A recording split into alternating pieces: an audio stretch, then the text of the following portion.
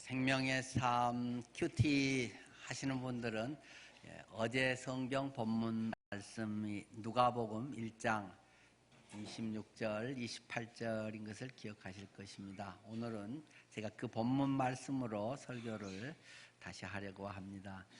누가복음 1장 26절에서 38절 말씀을 제가 읽겠습니다.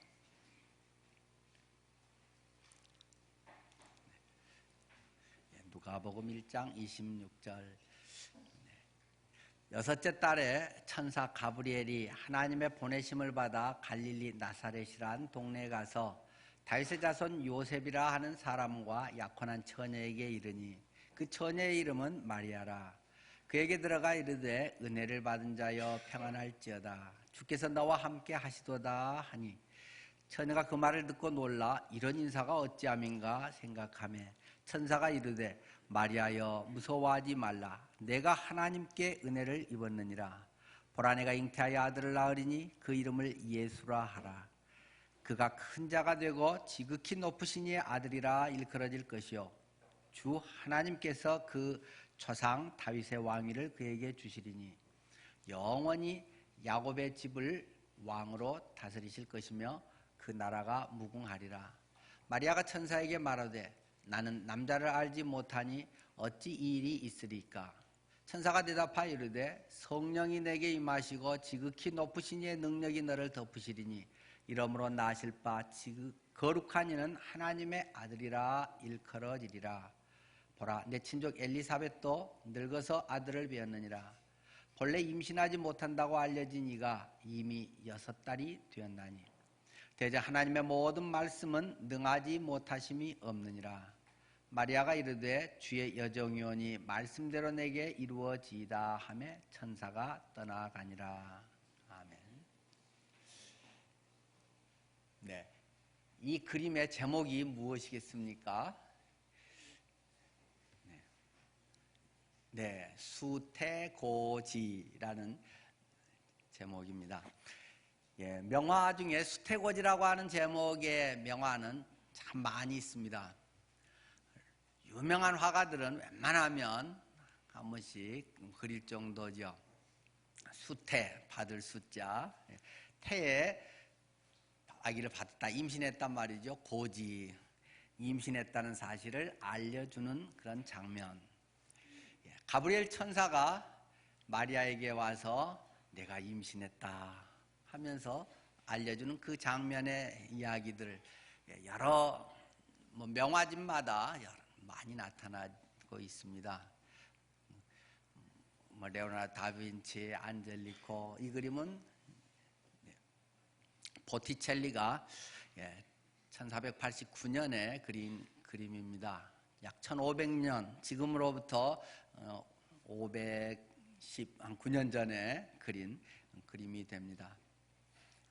이 장면을 보면 그 마리아의 심정, 그리고 하나님이 전할 때 여러 마음들이 잘 묘사가 되어 있는 것 같습니다. 가브리엘 천사라는 걸 사람들이 얼른 알기 위해서 그 당시는 또 날개를 이렇게 달았지 않습니까?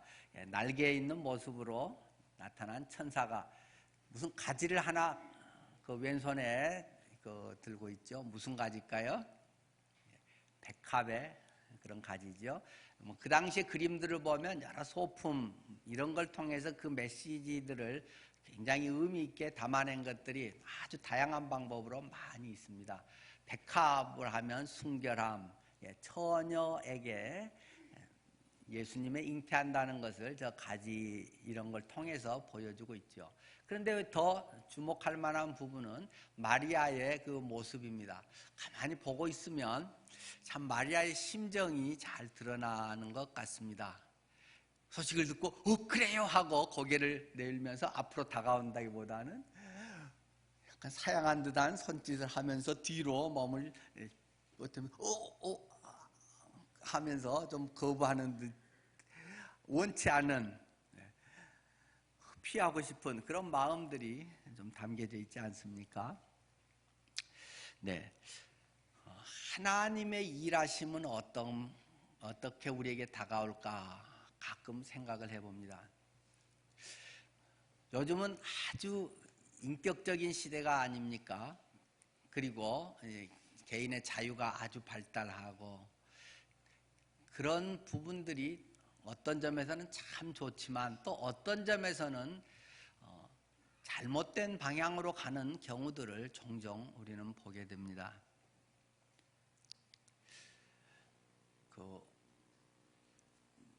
미국에서 나온 이런 이제 전도지 같은 거가 많이 있죠. 사형리를 중심으로 해서 하나님과 화목하는 길 이런 비슷한 책자들이 있습니다.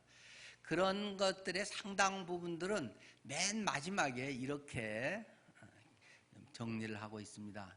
복음을 다 전하고 그래서 예수님을 영접하십시오 하면서 하는 이야기가, 그런데 혹시 지금 예수님을 영접하지 못할 무슨 특별한 이유가 있으십니까? 이렇게 거의 마무리를 하고 있습니다. 혹시 지금 예수님을 영접하지 못할 무슨 특별한 이유가 있으십니까? 없으시면 같이 영접 기도를 하십시다. 물론 영접 기도한다고 꼭 구원받는 건 아니지만, 그런데 우리나라에도 그거 번역해서 들어온 것에도 그 문구가 빠지지 않고 들어갑니다. 저는 그거 볼 때 좀 여러 생각들이 듭니다. 번역을 꼼꼼히 정확하게 해야 했다고 하는지 뭘 잘 모르고 있는 건 아닌가 그런 생각이 듭니다. 여러분은 자녀에게 약을 먹일 때 어떻게 하십니까? 자녀든 남편이든 사랑하는 사람에게 약을 먹일 때 여보 또는 아들아, 네가 혹시 지금 이 약을 먹지 못할 무슨 특별한 이유가 있니? 특별한 이유가 없으면 이 약을 받아 먹으렴. 이렇게 하고 합니까? 입 벌려라, 빨리 약 먹자. 그리고 약 떠먹여주고 약 드세요 하고 주지 않나요? 미국에서는 아마 인권에 이런 것이 매우 발달됐기 때문에 본인이 동의하지 않았는데 이런 걸 전해서 영접하게 하면 고소하면 걸리는 모양이에요. 재판에 그런 데 가면 인권의 그런 문제에서, 그래서 종교에 대한 것을 내가 동의하지 않았는데 전했다, 영접하게 했다, 기도를 하게 했다 하면 그게 법적으로 점차 미국이 그렇게 바뀌어 가잖아요. 학교에서 이제 주기도문 같은 것도 못하게 하고, 그런 거 하면 법적으로 지금 대부분의 주가 걸리지 않습니까? 기도하고 수업을 한다라든지 학교 안에 특별한 그 성경에 관계된 것을 만들어 놓는다든가, 거의 지금 오바마 대통령 때까지랑 해서 그런 거 굉장히 철수 대부분 했지 않습니까?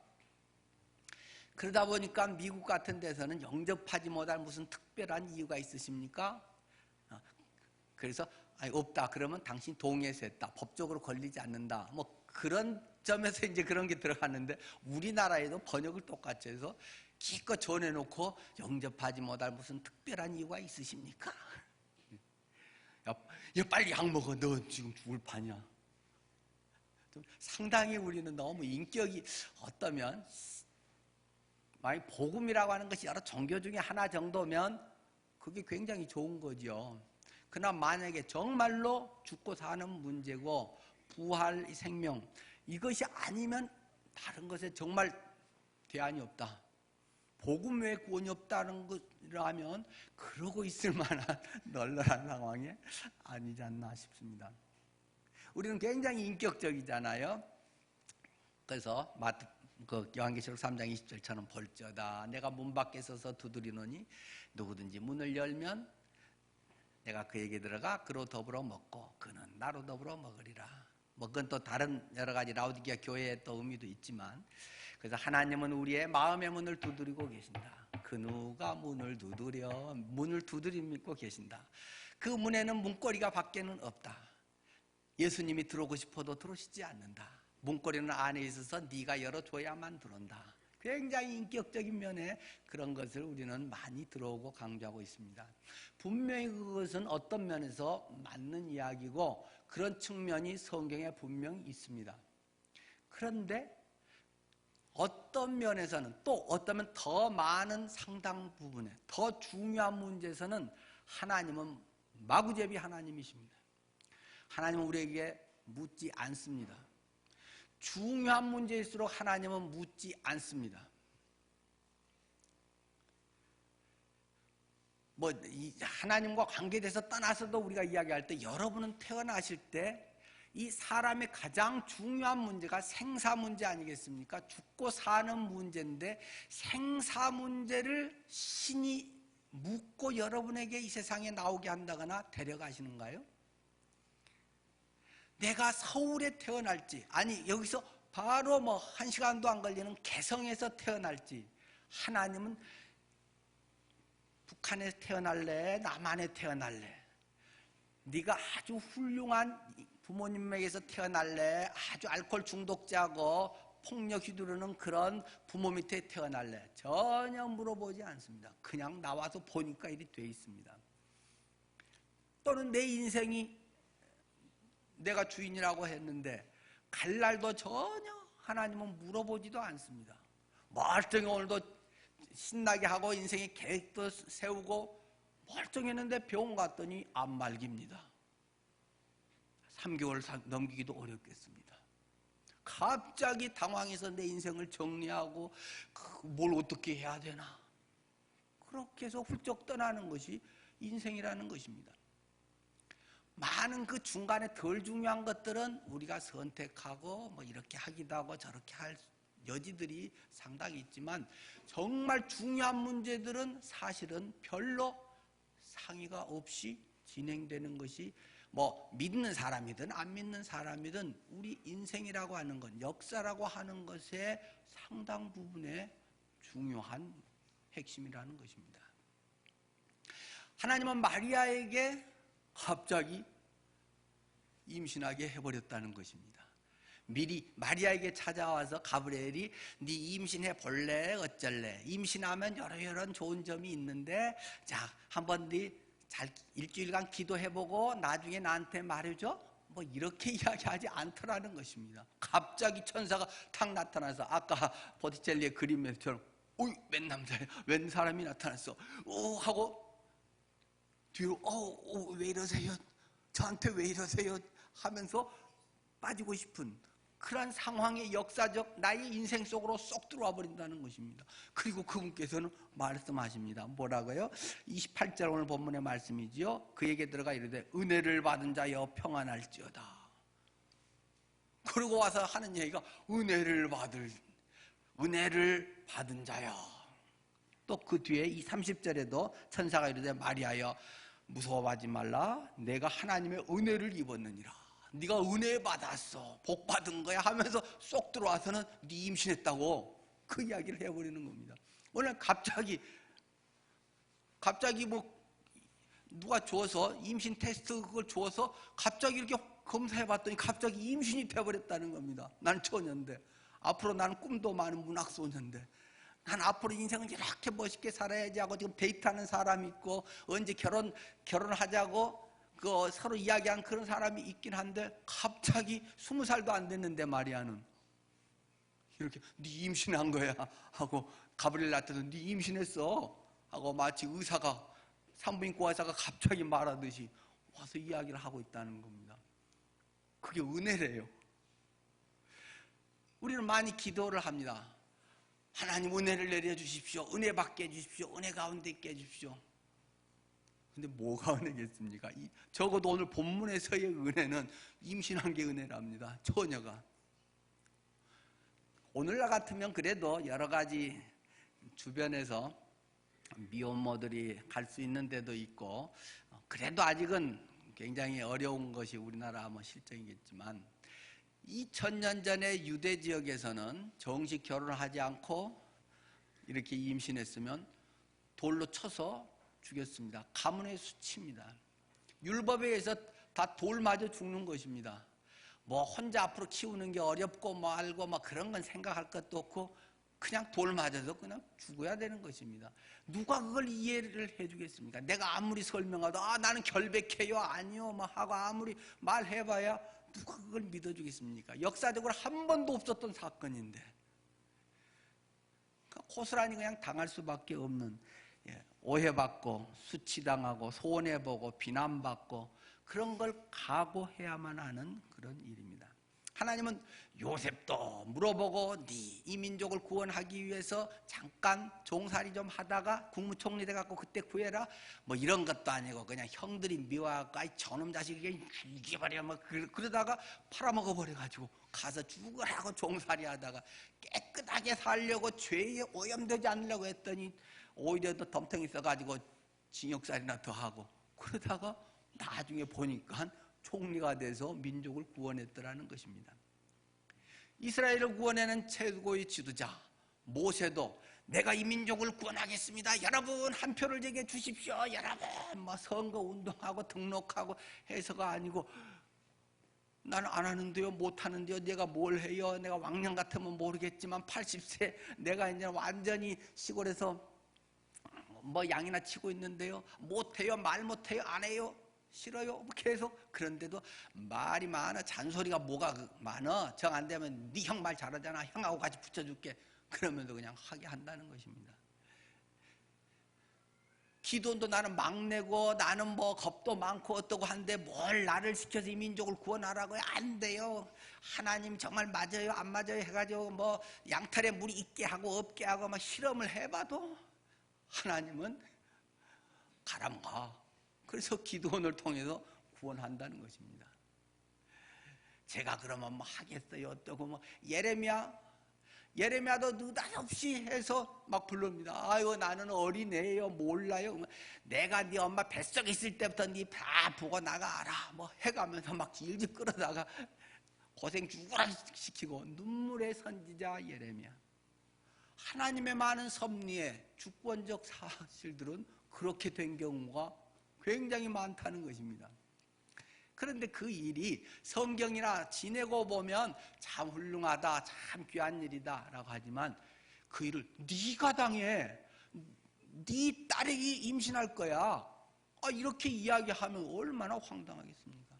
뭐 그 정도까지는 아니더라도 아유 목사님 참 귀한 일 하십니다 하면서 예 집사님 아드님 꼭 목사님 되기를 축원합니다. 꼭 집사님 딸 선교사로 꼭 나가시기를 간절히 축원해 드리겠습니다. 그러면 아마 기뻐할 사람이 썩 많지는 않을걸요. 선교사님으로 나가고 훌륭하고 너의 가는 길에 주의 축복이 있더라 뭐 이렇게는 하지만 막상 내 남편이 여보 내가 지금까지 사는 것이 참 내 이 삶만을 가정만을 위해서 살았던 것 같아. 이제 앞으로 나의 삶은 선교사로 살고 싶어. 그 아프리카에 가서 내가 그곳에서 내가 그곳에 뼈를 묻고 싶어. 그곳에 내 인생이 앞으로 해도 자녀들도 이제 이만큼 컸고 내가 할 수 있겠지. 여보 같이 갑시다. 여보 가려면 이혼하고 가든지 아니면 말든지. 내 남편이 간다 그러면 굉장히 당황스러운 거란 말입니다. 안 그런가요? 부르시면 언제든지 따르리다 뭐 주만 따라가오리다. 그게 금방 나오겠습니까? 하나님은 은혜라고 하는데 은혜라고 하는 똑같은 사건이 믿음이 수반되지 않으면 저주같이 다가오는 것입니다. 갑자기 편하게 잘 살고 이제는 노후연금 받고 여기서 잘 있을 건데 네 선교사 아프리카 가. 누가 돈 대주는 것도 아니고 전문인 선교사 자비량으로 내 연금 받아서 내가 내 돈으로 가서 선교 죽으라고 하고 욕먹고 가서 거기서 고생 죽으라고 하고 병 걸려갖고 돌아오고. 너 왜 쉬고 싶은데? 그것이 어떤 하나님의 인도하심이고 은혜인데 내 자신에게는 저주와 같은. 하나님 좀 놔두세요. 나 좀 편하게 사는 게 그렇게 눈꼴 싫으세요? 이럴 수 있다는 것입니다. 어지간한 믿음이 아니면 은혜임에도 불구하고 은혜가 저주같이 우리에게는 다가오고 느껴질 수가 있습니다. 마리아의 경우 마리아에게 전혀 생각지도 못했던 일이 덜컥 왔을 때 어쨌든 결과적으로 보면 37절 38절입니다. 그러나 결국 그는 대저 하나님의 모든 말씀은 능하지 않으심이 없느니라. 마리아가 이르되 주의 여정이오니 말씀대로 내게 이루어지이다 하며 천사가 떠나갔다 하고 받아들였다는 것입니다. 참 10대 믿음이 이렇게 한 50년 신앙생활 한 사람들 이상으로 젊으니까 뭐 이렇게 뭘 몰라서 그럴런지 모르겠네요. 예. 하여간 어쨌든 이것을 이렇게 받아들인 마리아의 모습이 우리가 천주교 같이 성모여 뭐 아베 마리아 뭐 이렇게는 안 하더라도 정말 훌륭한 신앙의 본보기로는 우리가 삼을 만한 분이죠. 마리아가 이르되 주의 여종이오니 왜 내가 그것을 받아들이는가? 우리 아들이 그렇게 된다면 가문의 영광이고 이런 것도 아니고 주의 여종이오니. 이유는 내가 주님의 여종입니다. 근데 우리 성경은 굉장히 고상하게 번역된 셈이잖아요. 본문의 원래 뜻은 이렇게 써요. 아마 그렇게 번역하면 조금 읽기가 민망해서 그런데 여러분이 좀 더 성경 원문의 정확한 번역자라면 어떻게 번역했겠어요? 어떻게 번역한 게 좀 더 맞겠어요? 한번 여러분이 한번 번역자라고 해서 한번 해보십시오. 주의 여종이오니. 좀 더 정확하게는 뭐 이런다고 욕한다고 하지 마세요. 주의 종년이오니. 그 말이거든요. 이거는 나는 주님의 종년입니다. 그것이 마리아의 고백인 겁니다. 그러니 내가 뭘 선택을 하고 주인이 종에게 시키면서 너 이거 저기다 좀 주고 올 수 있겠니? 피곤치 않으면 한번 해볼래? 주인이 그러겠어요? 예, 노예에게, 요즘 직장에서는 뭐 같은 급이니까 사실 전혀 다르겠지만 옛날에 2000년 전에 노예에게 뭐 이렇게 해볼래? 할 수 있겠니? 뭐 이런 게 어디 있어요? 야, 이거 좀 저기 주고 와. 그냥 그렇게 하는 거예요. 마리아는 주인이 누구인가에 대한 확고한 그런 고백이 있기 때문에 이러한 것들이 가능하다는 것입니다. 그리고 그에 대한 믿음의 핵심 무엇입니까? 37절처럼 하나님의 모든 말씀은 능하지 못하심이 없느니라. 하나님의 모든 말씀은 전능하시기 때문에 자기가 주님의 종입니다. 그분이 나를 사랑하기 때문에 그 주권적인, 하나님은 주권적으로 선포하시는 게 많은 분입니다. 설명하고 이해를 구하기보다 많은 경우에 우리는 내가 주인 되고 내가 왕 되었기 때문에 하나님이 나를 설득해 보세요.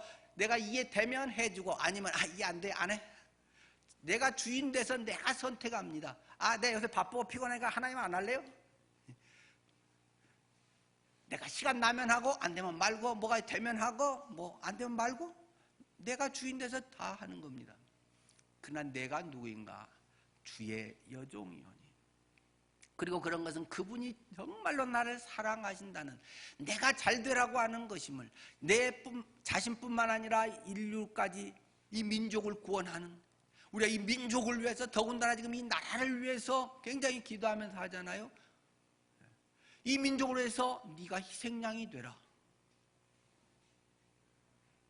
이 민족을 구원하소는 하는데 희생양이 된 사람 된다고 하는 것에 별로 없다는 것입니다.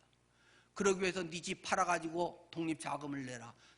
나는 여기 살면서 내 거 그거 누리면서 독립되기를 바래요. 그냥 그러고 있다는 것입니다. 하나님의 속성, 하나님이 정말 우리를 사랑하시는 분인가 하는 것에 대한 분명한 것, 그리고 하나님의 말씀은 전능하다는 확신이 있어야 됩니다. 말씀이 살아있다, 말씀은 전능하다, 말씀은 실체라는 것을 확신해야 한다는 것입니다.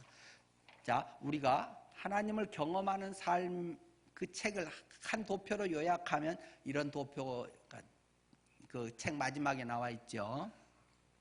하나님은 하나님의 일을 하십니다. 하나님의 일, 역사라는 말은 워크죠. 하나님의 일을 계속하고 계시죠. 그 일이 이 화살표처럼 직진으로 다이렉트로 쫙 되면 얼마나 좋겠습니까? 많은 대체로 그렇게 잘 안 되는 거죠. 그렇게 되기 위해서는 순종을 해야 되는데 사람들이 하나님의 또는 자녀들 믿는다고 하는데도 별로 금방 이렇게 내켜지지 않는다는 것입니다.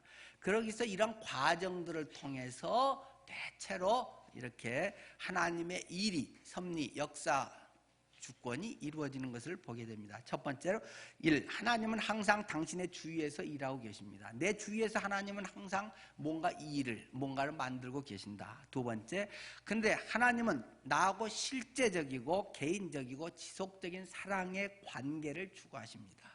그런 하나님과 나와의 어떤 관계, 하나님의 일이고 누가 뭐 잘된 것에 와 박수 잘했어요 하고 끝난 게 아니라 나하고 관계에서 실제적이고 개인적이고 지속적으로 하나님의 관계를 유지하기를 원하신다. 세 번째 초청이죠. 하나님은 당신이 그분의 일에 참여하도록 당신을 초청하십니다.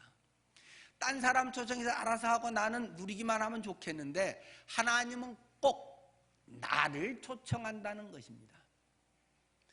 독립자금을 네 집 팔아서 내라고 말한다는 것입니다. 교회 청소를 네가 시간 내서 와서 청소를 해야 된다고 말하십니다.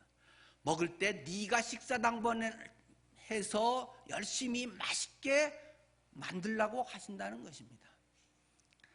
나는 교회 안 들어가고 먹고 뭐만 하면 얼마나 편하겠어요? 그런데 하나님의 일에서는 꼭 나를 초청한다는 것입니다. 마리아는 참 훌륭합니다. 선교사님들은 참 훌륭합니다. 그런데 나를 초청합니다. 네가 가거라. 저 영혼들을 구원해 주십시오. 영혼들을 구원해 주십시오. 인류를 구원해 주십시오 하면 네 아들을 선교사 보내라. 하나님은 그렇게 말씀하신다는 말입니다. 누군가가 자기 아들을 자기 딸을 보내지 않으면 누가 선교사로 간단 말입니까? 한국에 어떻게 복음이 와서 내가 복음을 듣고 이렇게 구원받을 수 있었단 말입니까? 네가 해야 된다. 그것이 하나님의 일하시는, 하나님을 경험하는 방법이라는 것입니다. 하나님을 경험하게 해주세요. 하나님의 살아계심을 경험하게 해주세요. 너무 쉽게 기도하면 네가 대가를 지불하라. 네가 뭔가를 하라. 네가 1,000만 원을 내라. 그 말을 하나님은 하고 초청을 나를 한다는 말입니다. 네 번째, 하나님은 하나님 자신과 자신의 목적과 길을 보여주기 위해서 성령님에 의해서 성경, 기도, 환경과 교회를 통해서 말씀하십니다. 하나님이 이제 초청해서 뭐 말씀을 하셔야 하잖아요. 뭘 하라고 뭐 지시를 하셔야 될 거 아니에요. 근데 그것을 어떻게 합니까? 하나님의 음성을 어떻게 듣습니까? 그냥 가만히 있으면 뭐가 왱왱왱 하면서 들리나요? 대표적인 게 4가지라는 것입니다. 성령에 의해서 성경책을 통해서 하신다. 요즘 우리가 산상보훈을 통해서 있고 그것이 나의 삶에서 이러면 안 된다고 했구나. 누가 내 뺨 때리면 이씨 네가 먼저 때렸어 정당방해 하면서 내가 패는 게 아니고 이 왼쪽 담도 돌려대라. 뭐 그런 말씀들이 성경에서 우리에게 툭툭 제시되고 있는 거죠. 또 기도를 통해서 내가 기도를 해야 아는 것이다. 하나님 뭐 알아 음성을 듣게 해주세요. 그 기도 안 한다. 1시간도 집중해서 기도를 안 한다. 5분 하다가 말아버린다. 말하려고 하는데 눈 뜨고 나가버린다. 그러면 들을 방법이 없습니다. 기도를 통해서 성령께서 내게 말씀하십니다. 깊은 기도. 또 환경을 통해서 말씀하십니다. 주변의 여러 여건들을 통해서 여러 흐름이 어떻게 가고 있는지를 하나님이 그 속에서 우리에게 말씀하고 있는 것입니다. 네 번째는 교회를 통해서 말씀하십니다. 물론 교회를 통해서 설교도 있겠지만 특별히 성도들의 교제. 그래서 혼자 신앙은 좋은 신앙이 결코 아니라는 것입니다. 성도들과의 교제를 통해서 딴 사람은 저렇게 생각하구나. 저분은 저렇게 잘하고 있구나. 그런 걸 통해서 하나님의 다양하신 음성을 우리가 들을 기회가 되는 것입니다. 간증을 통해서 저 사람 속에 저렇게 일하셨구나 하는 걸 경험하게 되는 것이죠. 여기는 이제 4가지만 그 책에는 있지만 한 가지를 더 한다면 신앙의 양심을 통해서 말씀하십니다. 우리들의 양심을 통해서 우리가 신앙의 바른 그런 자세 가운데 있을 때 우리의 양심에 자꾸 찔린다거나 내가 거기 투자할까 말까. 야 하긴 해도 좀 검은 돈 아니야? 많이 벌어서 선교하면 되는데요. 하나님이 그런 돈 좋아하실까? 정직한 헌금을 해야지 많이만 헌금한다고 하나님 좋아하실까? 이런 신앙의 양심의 소리 이런 것에 통해서 하나님은 말씀하시는 것입니다. 하나님이 말씀하시면 이제 문제가 생기는 것입니다. 하나님 주여 제게 말씀해 주십시오. 제가 하겠나이다. 기도는 사람들이 그렇게 하지만 그게 그렇게 쉬운 게 아니라는 말입니다. 안 들었으니까 그런 말을 모르니까 그런 말을 쉽게 하는 거죠. 거의 대부분은 갈등이 오게 돼 있다는 것입니다. 믿음의 갈등. 대체로는 좁은 길로 주님은 가라고 하시기 때문에 나는 편하고 싶거든요. 나는 좋은 자리에 있고 싶고 남보다 대우받고 싶고 나는 뭐 즐기고 싶고 여러 가지 그런 쪽으로 가고 우리 아들들이 뭐 딸들이 잘 돼가지고 어떻게 영광받고 싶고 뭐 그러니까 그런 것에 본능적으로 믿든 안 믿든 관심이 우리에 끌리기 때문에 하나님은 그런데 대체로 그런데 반대쪽 얘기도 많이 하시거든요. 그러니까 갈등이 당연히 생기죠. 모세야 가거라. 아니 나는 이렇게 지금 살아왔어요. 이렇게 나머지 살다 나는 이제 그냥 이 시골에서 죽을래요. 가서 이 민족을 위해서 해라.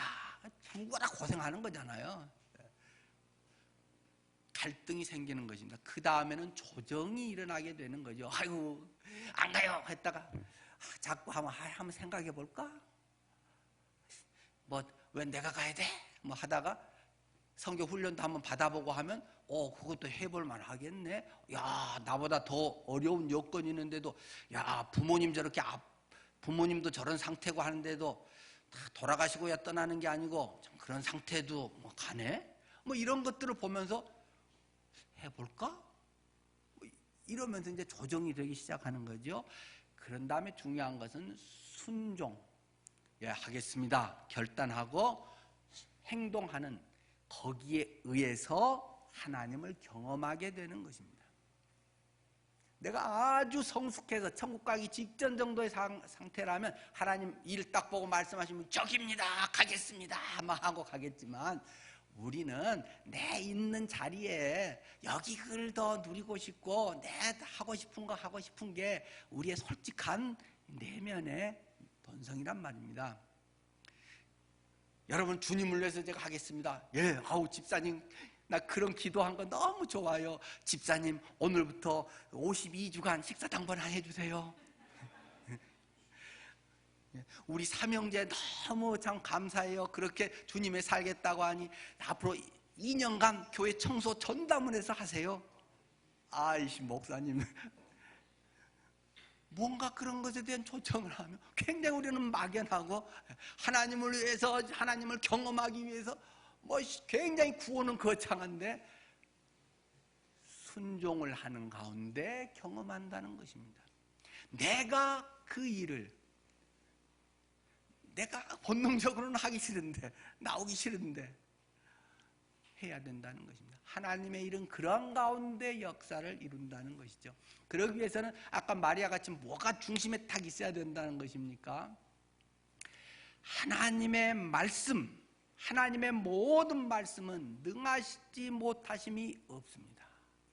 말씀에 대한 확신, 하나님이 나를 참으로 사랑하시고 이것이 내게 편하게 가는 것이 몸은 좋긴 하지만 값진 인생은 아니다. 하나님 나는 녹슬어서 부스러져서 없어지기보다 닳아져서 참으로 끝까지 사명을 다하고 가겠습니다. 그것이 본인의 기쁨이 되고 그럴 때 이러한 일이 일어나는 거고 마리아의 그것을 통해서 예수님이 탄생하는 것이고 구원이 오늘 우리에게까지 이루어진다는 것입니다. 그래서 하나님의 말씀을 내 마음판에 새기고 하나님의 말씀은 살아있고 운동력, 활력이 있다. 꿈틀꿈틀한다.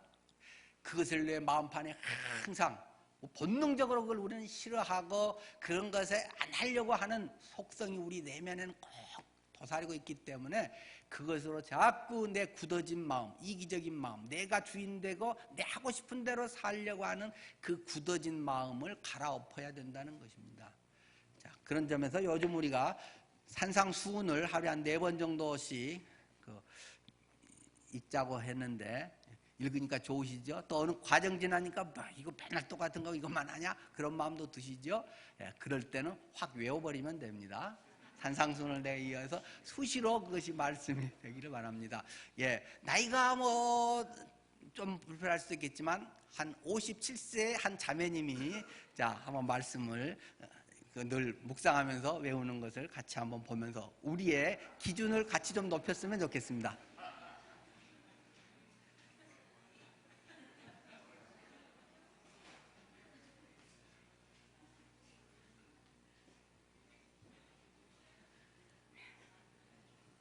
5장. 예수께서 무리를 보시고 산에 올라가 앉으시니 제자들이 나온지라. 입을 열어 가르쳐 이르시되 심령이 가난한 자는 복이 있나니 천국이 그들의 것이며, 애통하는 자는 복이 있나니 그들이 위로를 받을 것이며, 온유한 자는 복이 있나니 그들이 땅을 기업으로 받을 것이며, 의에 줄이고 목마른 자는 복이 있나니 그들이 배부를 것이며, 긍휼히 여기는 자는 복이 있나니 그들이 긍휼히 여김을 받을 것이며, 마음이 청결한 자는 복이 있나니 그들이 하나님을 볼 것이며, 화평하게 하는 자는 복이 있나니 그들이 하나님의 아들이라 일컬음을 받을 것이며, 의를 위하여 박해를 받은 자는 복이 있나니 천국이 그들의 것임이라. 나로 말미암아 너희를 욕하고 박해하고 거짓으로 너희를 거슬러 모든 악한 말을 할 때에는 너희에게 복이 있나니 기뻐하고 즐거워하라. 하늘에서 너희의 상이 큼이라. 너희 전에 있던 선지자들도 이같이 박해하였느니라. 너희는 세상의 소금이니 소금이 만일 그 맛을 잃으면 무엇으로 짜게 하리요. 후에는 아무 쓸데없어 다만 밖에 버려져 사람에게 밟힐 뿐이니라. 너희는 세상의 빛이라. 산 위에 있는 동네가 숨겨지지 못할 것이요, 사람이 등불을 켜서 말 아래 두지 아니하고 등경 위에 두나니 이러므로 집안 모든 사람에게 비치느니라.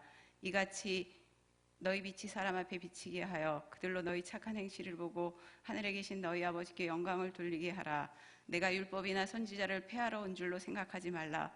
폐하러 온 것이 아니요 완전하게 하려 함이라. 진실로 너희에게 이르노니 천지가 없어지기 전에는 율법의 1.1획도 결코 없어지지 아니하고 다 이루리라. 그러므로 누구든지 이 계명 중에 지극히 작은 것 하나라도 버리고 또 그같이 사람을 가르치는 자는 천국에서 지극히 작다 일컬음을 받을 것이요, 누구든지 이를 행하며 가르치는 자는 천국에서 크다 일컬음을 받으리라. 내가 너희에게 이르노니 너희 의가 서기관과 바리새인보다 더 낫지 못하면 결코 천국에 들어가지 못하리라. 옛사람에게 말한 바 살인하지 말라. 누구든지 살인하면 심판을 받게 되리라 하였다는 것을 너희가 들었으나 나는 너희에게 이르노니 형제에게 노하는 자마다 심판을 받게 되고, 형제를 대하여 나가라 하는 자는 공회에 잡혀가게 되고, 미련한 놈이라 하는 자는 지옥불에 들어가게 되리라. 그러므로 예물을 제단에 드리려다가 거기서 내 형제에게 원망 들을 만한 일이 있는 것이 생각나거든 예물을 제단 앞에 두고 먼저 가서 형제와 화목하고 그 후에 와서 예물을 드리라. 너를 고발하는 자와 함께 길에 있을 때에 급히 사화하라. 그 고발하는 자가 너를 재판관에게 내어주고 재판관이 옥리에게 내어주어 옥에 가둘까 염려하라. 진실로 내게 이르노니 내가 한 푼이라도 남김이 없이 다 갚기 전에는 결코 거기서 나오지 못하리라. 또 간음하지 말라 하였다는 것을 너희가 들었으나 나는 너희에게 이르노니 음욕을 품고 여자를 보는 자마다 마음에 이미 간음하였느니라. 만일 내 오른눈이 너로 실족하게 하거든 빼어내버리라. 내 백체 중 하나가 없어지고 온몸이 지옥에 던져지지 않는 것이 유익하며, 또한 만일 내 오른손이 너로 실족하게 하거든 찍어내버리라. 내 백체 중 하나가 없어지고 온몸이 지옥에 던져지지 않는 것이 유익하니라. 또 일렀을 때 누구든지 아내를 버리려거든 이혼 증서를 줄 것이라 하였으나 나는 너희에게 이르노니 누구든지 음행한 이유 없이 아내를 버리면 이는 그로 간음하게 하며, 또 누구든지 버림받은 여자에게 장가드는 자도 간음함이니라.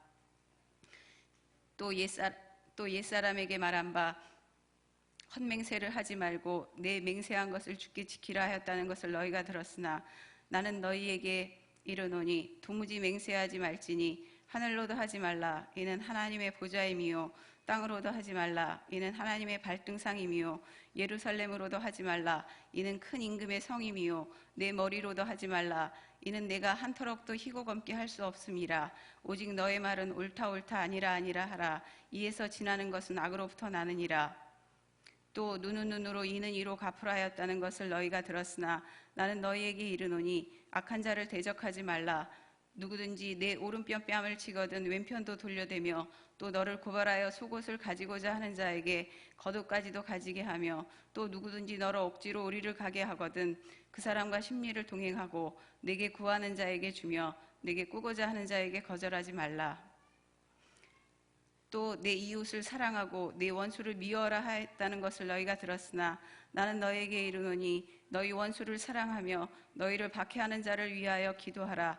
이같이 한즉 하늘에 계신 너희 아버지의 아들이 되리니 이는 하나님이 그 해를 악인과 선인에게 비추시며 비를 의로운 자와 불의한 자에게 내려주심이라. 너희가 너희를 사랑하는 자를 사랑하면 무슨 상이 있으리요? 세리도 이같이 아니하느냐? 또 너희가 너희 형제에게만 무난하면 남보다 더하는 것이 무엇이냐? 이방인들도 이같이 아니하느냐? 그러므로 하늘에 계신 너희 아버지의 온전하심과 같이 너희도 온전하라. 6장. 사람에게 보이려고 그들 앞에서 너희 일을 행하지 않도록 주의하라. 그리하지 아니하면 하늘에 계신 너희 아버지께 상을 받지 못하느니라.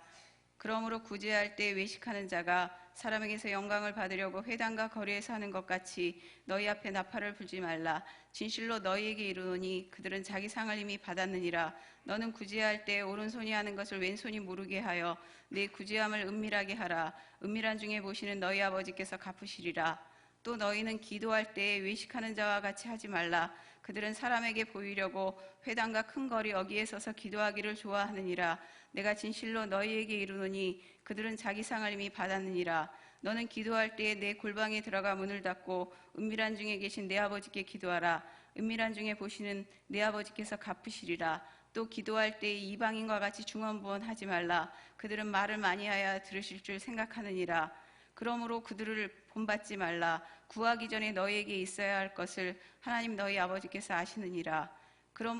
그러므로 너희는 이렇게 기도하라. 하늘에 계신 우리 아버지여, 이름이 거룩히 여김을 받으시오며 나라가 임하시오며 뜻이 하늘에서 이루어진 것 같이 땅에서도 이루어지이다. 오늘 우리에게 일용할 양식을 주시옵고 우리가 우리에게 죄 지은 자를 사하여 준 것 같이 우리 죄를 사하여 주시옵고 우리를 시험에 들게 하지 마시옵고 다만 악에서 구하시옵소서. 나라와 권세와 영광이 아버지께 영원히 있사옵나이다. 아멘. 너희가 사람의 잘못을 용서하면 너희 하늘 아버지께서도 너희 잘못을 용서하시려니와 너희가 사람의 잘못을 용서하지 아니하면 너희 아버지께서도 너희 잘못을 용서하지 아니하시리라. 금식할 때에 너희는 외식하는 자들과 같이 슬픈 기색을 보이지 말라. 그들은 금식하는 것을 사람에게 보이려고 얼굴을 흉하게 하느니라. 내가 진실로 너희에게 이르노니 그들은 자기 상을 이미 받았느니라. 너는 금식할 때에 머리에 기름을 바르고 얼굴을 씻으라. 이는 금식하는 자로 사람에게 보이지 않고 오직 은밀한 중에 계신 내 아버지께 보이게 하려 함이라. 은밀한 중에 보시는 내 아버지께서 갚으시리라. 너희를 위하여 보물을 땅에 쌓아두지 말라. 거기는 좀과 동록이 해하며 도둑이 구멍을 뚫고 도둑질하느니라. 오직 너희를 위하여 보물을 하늘에 쌓아두라. 거기는 좀이나 동록이 해하지 못하며 도둑이 구멍을 뚫지도 못하고 도둑질도 못하느니라. 내 보물 있는 그곳에는 내 마음도 있느니라. 눈은 몸의 등불이니 그러므로 내 눈이 성하면 온몸이 밝을 것이요 눈이 나쁘면 온몸이 어두울 것이니 그러므로 내게 있는 빛이 어두우면 그 어둠이 얼마나 더하겠느냐. 한 사람이 두 주인을 섬기지 못할 것이니 혹 이를 미워하고 저를 사랑하거나 혹 이를 중히 여기고 저를 경히 여김이라. 너희가 하나님과 재물을 겸하여 섬기지 못하느니라. 그러므로 내가 너희에게 이르노니 목숨을 위하여 무엇을 먹을까 무엇을 마실까 몸을 위하여 무엇을 입을까 염려하지 말라. 목숨이 음식보다 중하지 아니하며 몸이 의복보다 중하지 아니하냐. 공중의 새를 보라. 심지도 않고 거두지도 않고 창고에 모아들이지도 아니하되 너희 하늘 아버지께서 기르시나니 너희는 이것들보다 귀하지 아니하냐. 너희 중에 누가 염려함으로 그 키를 한 자라도 더할 수 있겠느냐. 또 너희가 어찌 의복을 위하여 염려하느냐. 들의 백합화가 어떻게 자라는가 생각하여 보라. 수고도 아니하고 길쌈도 아니하느니라. 오늘 있다가 내일 그러나 내가 너희에게 말하노니 솔로몬의 모든 영광으로도 입은 것이 이 꽃 하나만 갖지 못하였느니라. 오늘 있다가 내일 아궁이에 던져지는 들풀도 하나님이 이렇게 입히시거든 하물며 너희일까 보냐. 믿음이 작은 자들아. 그러므로 염려하여 이르기를 무엇을 먹을까 무엇을 마실까 무엇을 입을까 하지 말라. 이는 다 이방인들이 구하는 것이라. 너희 하늘 아버지께서 이 모든 것이 너희에게 있어야 할 줄을 아시느니라. 그런즉 너희는 먼저 그의 나라와 그의 일을 구하라. 그리하면 이 모든 것을 너희에게 더하시리라. 그러므로 내일 일을 위하여 염려하지 말라. 내일 일은 내일이 염려할 것이요 한날의 괴로움은 그날로 족하니라. 7장. 비판을 받지 아니하려거든 비판하지 말라. 너희가 비판하는 그 비판으로 너희가 비판을 받을 것이요 너희가 헤아리는 그 헤아림으로 너희가 헤아림을 받을 것이니라. 어찌하여 형제의 눈 속에 있는 티는 보고 내 눈 속에 있는 들보는 깨닫지 못하느냐. 보라, 내 눈 속에 들보가 있는데 어찌하여 형제에게 말하기를 나로 내 눈 속에 있는 티를 빼게 하라 하겠느냐. 의식하는 자여, 먼저 내 눈 속에서 들보를 빼어라. 그 후에야 밝히 보고 형제의 눈 속에서 티를 빼리라. 거룩한 것을 개에게 주지 말며 너희 진주를 돼지 앞에 던지지 말라. 그들이 그것을 발로 밟고 돌이켜 너희를 찢어 상하게 할까 염려하라. 구하라, 그리하면 너희에게 주실 것이요, 찾으라, 그리하면 찾아낼 것이요, 문을 두드리라, 그리하면 너희에게 열릴 것이니, 구하는 이마다 받을 것이요, 찾는 이는 찾아낼 것이요, 두드리는 이에게는 열릴 것이니라. 너희 중에 누가 아들이 떡을 달라 하는데 돌을 주며 생선을 달라 하는데 뱀을 줄 사람이 있겠느냐. 너희가 악한 자라도 좋은 것으로 자식에게 줄 줄 알거든 하물며 하늘에 계신 너희 아버지께서 구하는 자에게 좋은 것으로 주시지 않겠느냐. 그러므로 무엇이든지 남에게 대접을 받고자 하는 대로 너희도 남을 대접하라. 이것이 율법이요 선지자니라. 좁은 문으로 들어가라. 멸망으로 인도하는 문은 크고 그 길이 넓어 그리로 들어가는 자가 많고 생명으로 인도하는 문은 좁고 길이 협착하여 찾는 자가 적음이라. 거짓 선지자들을 삼가라.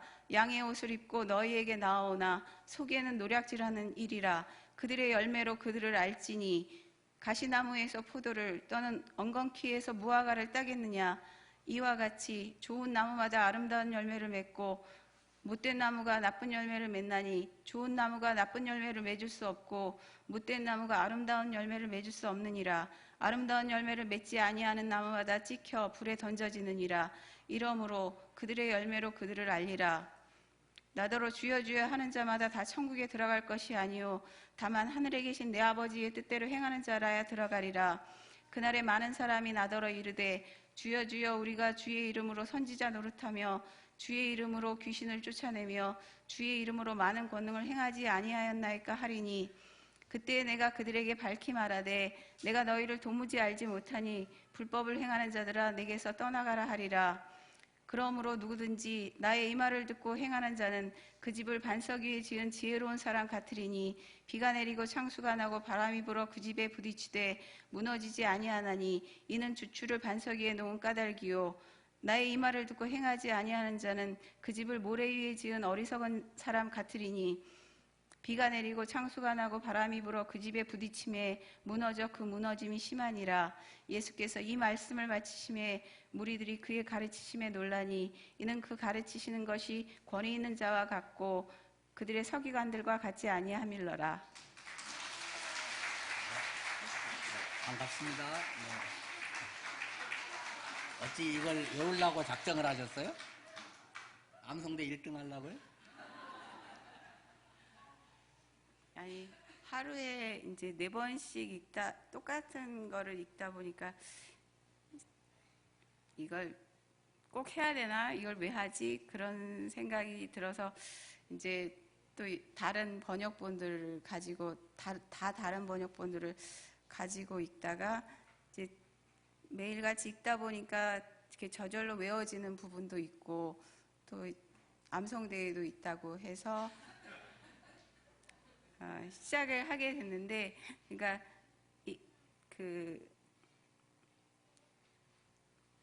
떨지 말고. 처음에는 사실 하기가 싫기는 했었는데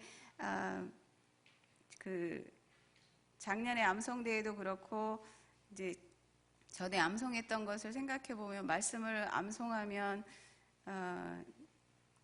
특히 이제 밖에 있을 때라든지 또 이렇게 거리를 걸을 때라든지 이럴 때 말씀을 묵상할 수 있어서 굉장히 유익하고 도움이 되더라고요. 그래서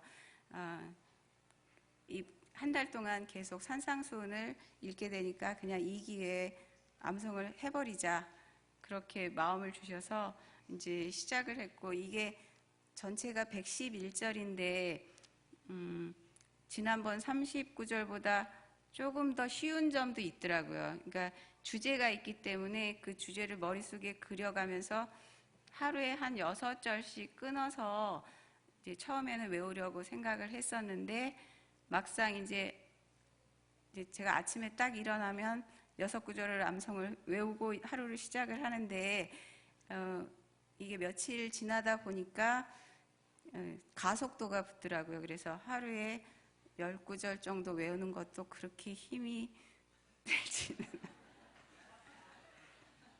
기죽이는 건가? 아니, 근데 그거는 아니고요. 제가 오늘 이거 공책 가지고 나왔는데, 그 말씀을 성경을 보고 그냥 외우면 잘 안 해요. 저 같은 경우 사람마다 다 외우는 방법이 있는데, 저는 그냥 성경 말씀을 바로 읽으면 잘 안 외워지기 때문에 이제 제 호흡 이런 것들을 생각하면서 한번 다 그 공책에다, 지금 이 공책에 다 썼거든요. 그래서 이게 주제가 있기 때문에 이제 그 초점이 흐려지면 이제 막 헷갈리게 되니까 제가 여기다 딱 놓고 요걸 보면서 이제 마음을 딱 모아서 했기 때문에 별로 실수하지 않고 했었던 것 같은데요. 그래서 이제 여기에다가 하루에 6구절씩 뭐 또 12구절씩 이렇게 써가지고 이제 외우게 됐습니다. 근데 이제 이것을 외우면서 이 산상수훈 말씀이 다 생활과 직접적으로 관계가 되는 말씀들이기 때문에 이제 순간순간 그 삶의 현장에서 이와 비슷한 상황들에 맞닥뜨려질 때 이 말씀을 떠오르게 하시더라고요. 그래서 이제 그 부분에서 전보다 훨씬 더 의연하게 또 하나님의 자녀답게 그런 모습들을 보일 수 있어서 암송한 것들이 또 큰 기쁨이 되고, 다른 제가 이제 시편 119편도 전에 외웠었고 또 야고보서도 좀 외웠었고 이제 중간중간 이렇게 꾸준하게는 하지 않았지만 말씀을 읽다가 마음에 부딪히는 구절들이 있으면 외우고 했었는데, 결론적으로 말씀드리자면 산상수훈 외운 것이 저에게 가장 힘이 되고 또 하나님의 말씀이 살아있음이 실제적으로 저한테 많이 와서 부딪혔기 때문에 좀 일찍 외운 것이 참 잘했다라는 그런 생각을 하고, 나에게 이렇게 좋은 것인데 우리 교회 성도님들도 같이 했으면 좋겠다 이런 생각을 하고, 사실은 이렇게 앞에 나와서 하는 거 안 하려고 집에서 막 했었는데 누구에겐가 분명히 도전이 될 것이라 자꾸 옆에서 권해서 그래서 하게 됐습니다.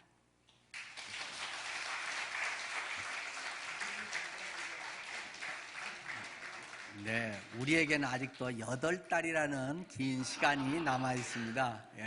충분히 우리가 우리의 돌에도 새길 수 있는 시간이기 때문에 한번 같이들 말씀을 하고 계속 그 말씀이 나의 삶에 정말 그리스도인의 성령이 역사하는 굉장히 중요한 도구가 되잖아요.